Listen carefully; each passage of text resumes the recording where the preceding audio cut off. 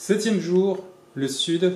Ce matin, les filles ont eu du mal à se lever, sont levées tard, il est à peu près 11 h, donc forcément ça décale tout. Moi qui voulais partir dans les îles à côté, c'est un peu râpé pour aujourd'hui. Donc elles se sont levées, on a été faire des courses à petite market à côté, on a mangé, puis après trop chaud pour sortir, voilà, donc on a papoté. Et donc les filles se sont apprêtées pour aller dans un petit festival ce soir. Festival des plages électroniques, ma gueule. Wouh! Et comme moi je suis pas très festif, c'est pas trop mon truc, je vais me faire ma petite balade dans le vieux Cannes, voilà, je vais profiter encore de la ville, du paysage et tout simplement découvrir les lieux.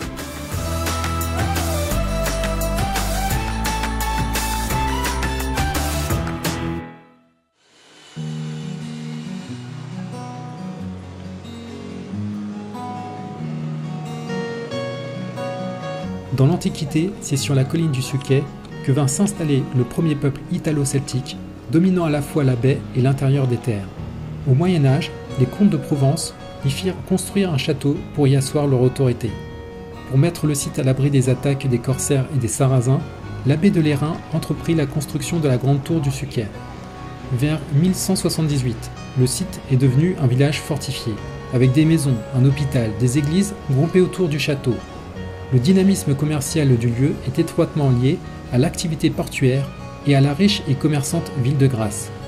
En 1447, les habitants se constituèrent en communes libres pour échapper à l'emprise des abbés de Lérins et entreprirent la construction de l'église Notre-Dame de l'Espérance au XVIe siècle. Au XVIIIe et XIXe siècle, une partie des remparts et de nombreuses maisons furent détruits pour entreprendre des travaux d'assainissement et de voirie.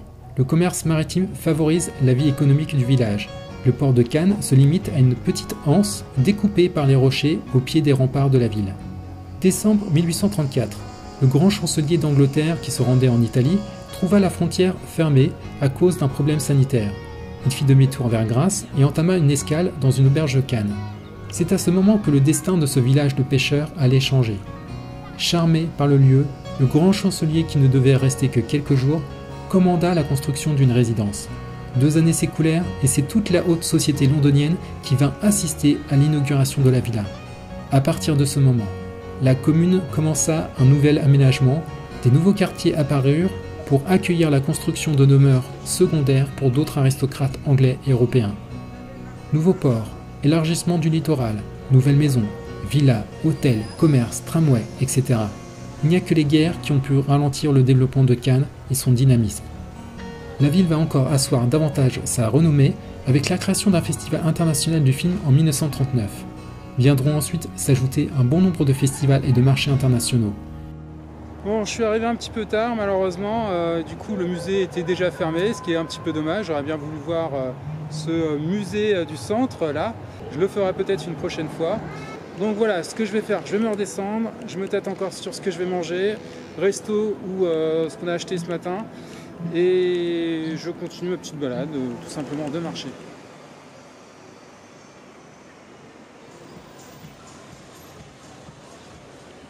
Parfois je me demande où est la priorité des gens, parce que j'ai trouvé un truc bizarre. Je viens de croiser dans cette rue là, oui c'est pas une super rue, hein. Voilà, il y a juste un moment par là un petit peu de, comment dire, un petit muret en pierre avec quelques lierres derrière. Et il y a une nana, elle est avec une poussette avec 2 petits bambins. Et qu'est-ce qu'elle fait? Elle s'arrête là sur le trottoir, elle se prend en photo comme ça, allez que je me recoiffe et tout, allez je prends ma petite photo et tout, j'en prends 2, 3, 4, 5, et puis t'as les gamins comme ça qui attendent dans la poussette.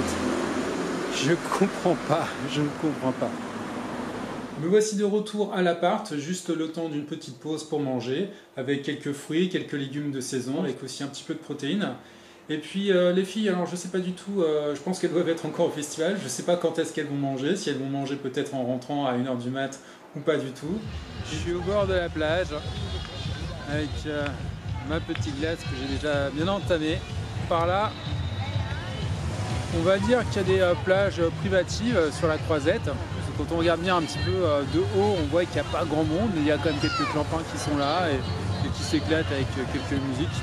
Par là, il y a plage techno, je sais pas trop quoi, enfin un festival. C'est d'ailleurs là où sont les filles. Du coup, c'est actuellement le 2e jour du festival festival des plages électroniques.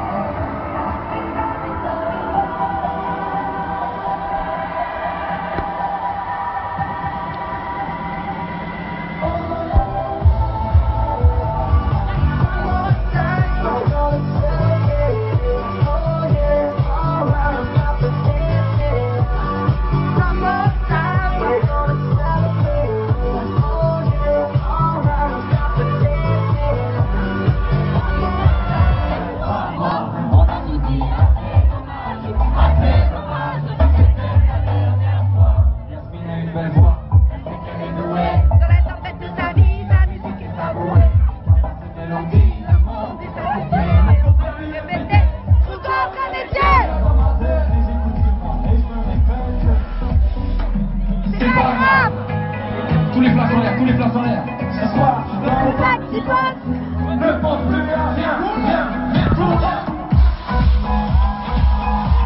Ça ira mieux demain.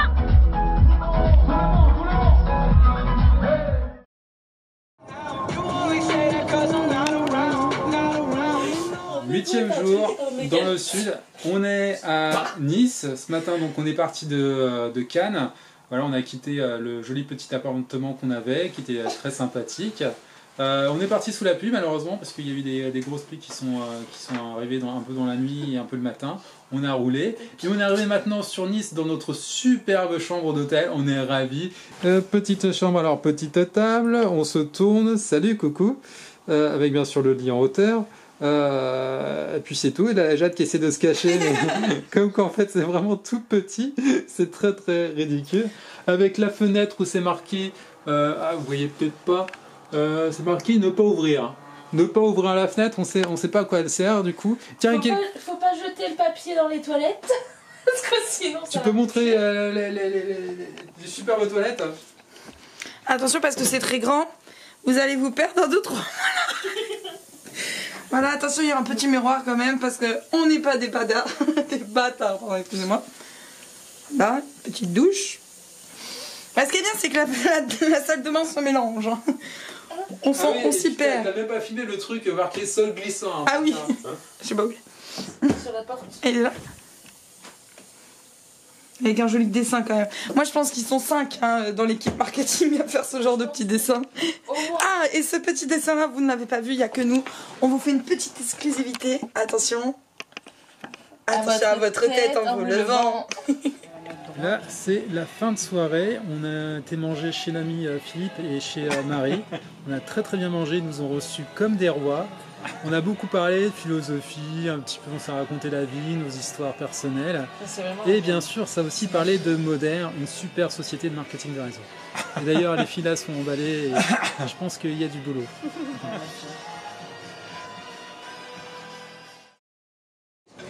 9e jour, Nice. On est sur une terrasse de café. On a passé une sale nuit, franchement, l'hôtel pourri. Ça sera pas le même ce soir. Et là donc les filles elles se prennent un petit déj avec café et tout histoire de se réveiller pour ensuite attaquer la journée et visiter Nice. C'est super bon. Ça fait trop du bien. Ça fait du bien, c'est reconforte de notre nuit catastrophique. Voilà, catastrophique.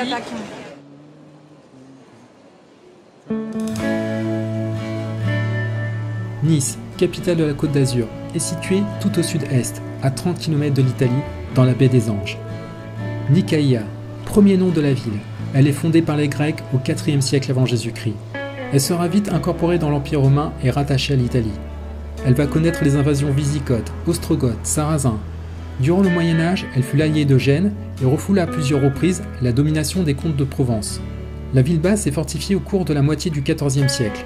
La défaite de l'Union d'Aix au XIVe siècle l'a fait passer sous domination du comté de Savoie. La force maritime de Nice va progressivement augmenter.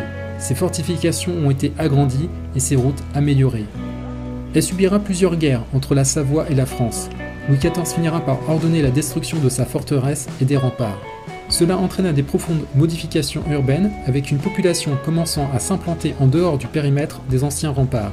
Et un nombre croissant d'aristocrates anglais choisissèrent Nice comme lieu de villégiature pour l'hiver. Avec l'accord de Turin en 1860 Napoléon III récupère le duché de Savoie et le comté de Nice en échange de son aide à l'Italie pour faire son unité. Fin du 19e, début du 20e siècle, la ville connaît de grands travaux, un important essor économique et démographique. Le tourisme devient alors une activité prépondérante et plus tard, avec l'arrivée des congés payés en 1936, le tourisme se démocratise. Depuis, Nice n'a cessé d'étendre son influence pour être au centre d'une métropole, la 5e commune de France en population, avec un fort atout tertiaire et administratif. Nous voici arrivés à l'hôtel, franchement largement mieux, je vous montre ça vite fait. Bon bah ça c'est la penderie, mais sinon voilà on a une grande pièce donc avec lit 2 étages, et puis 2 lits qui sont là, voilà tout simplement. Donc on a le petit bureau, les fenêtres, la téloche, le petit cadre, la clim, la salle de bain. On a un peu plus d'espace cette fois-ci, je crois que ça fait 20 mètres carrés au total, donc ça va, c'est assez propre. Voilà, et puis la douche à part, hein, pas les pieds dans les toilettes même, enfin sur le... Donc je pense que cette fois-ci on sera bien, on passera une meilleure nuit.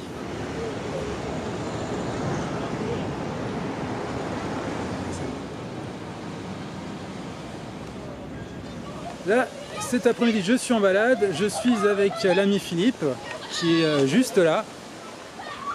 Et donc il me fait un petit peu visiter, voilà, on fait une petite marche, on est au bord justement de la côte. Donc on est parti du port et puis là on avance un petit peu tout au long de l'eau tout simplement. Voilà, le chemin du littoral. Le chemin du littoral comme il dit, et on va se faire donc quelques petits paysages.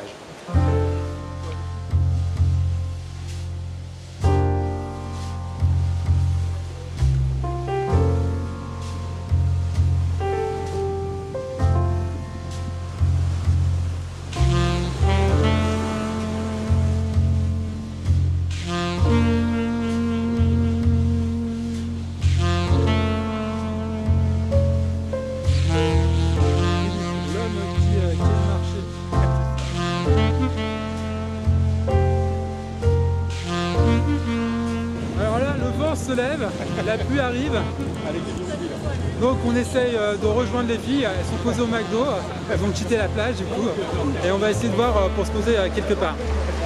Le bruit des galets. Merci retour, toi.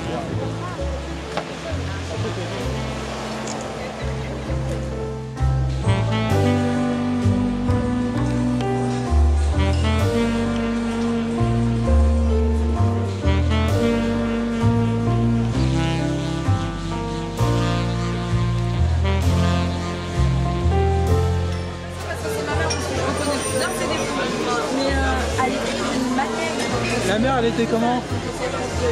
La mer, elle était comment? Bah, j'ai pu y aller, Ah, une prochaine fois.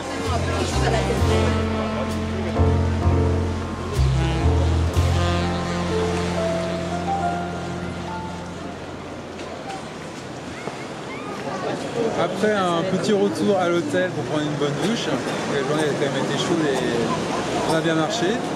Eh bien ça y est, on est posé au resto, voilà, on reprend des forces, c'est très important. Ça va, ça mange enfin. Il doit être 22h30, on mange et on se fait plaisir. Et petit plat un peu copieux, mais il faut moins ça pour reprendre des forces. Voilà, 10e jour, le sud. Là, on est parti donc ce matin de Nice. On est parti un petit peu tard de l'hôtel, on a pris notre temps tranquillement. On remonte direction Marseille et on s'est arrêté à Saint-Raphaël pour tout simplement manger. Et puis on va plager un petit coup, voilà, profiter un petit peu de la mer, elle est belle. On s'est trouvé un petit endroit pour se poser, donc on va profiter tranquillement.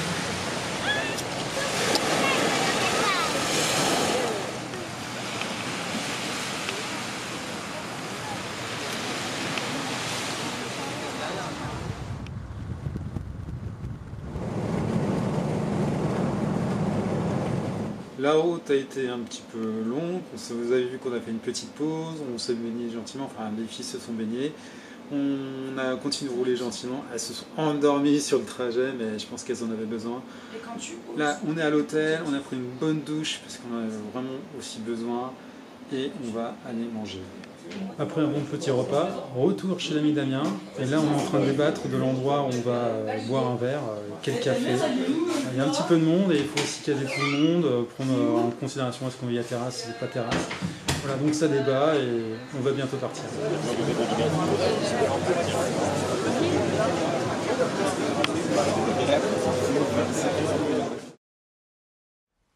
Avant-dernière journée et dernière journée, j'ai pas d'image. J'ai pas d'image à vous montrer. Vous voyez, là je suis chez moi tout simplement.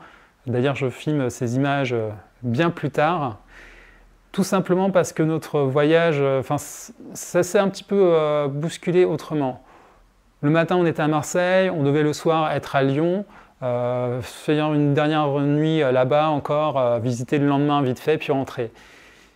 Mais le matin, voilà, quand on était sur Marseille, on est sorti, on était à l'hôtel, on a pris tranquillement notre petit-déj, on a pris notre temps. On est passé à Decathlon pour s'acheter 2-3 trucs parce qu'en fin de matinée et dans l'après-midi, on voulait se faire une petite balade, genre excursion. On devait marcher à travers des roches, suivre une rivière, patauger dedans, rêver une magnifique cascade. J'aurais été avec la GoPro, je vous aurais ramené des images, je suis sûr, magnifiques. Mais sur la route, en fait, on a appris une mauvaise nouvelle. L'un de nous, malheureusement, voilà, il y a des moments un peu difficiles dans la vie et on a dû donc écourter notre voyage et rentrer au plus vite. Heureusement, voilà, on était entre nous, on était entre amis, donc ça a été plus facile à vivre. Mais voilà, il y a des choses sur lesquelles on ne peut pas passer.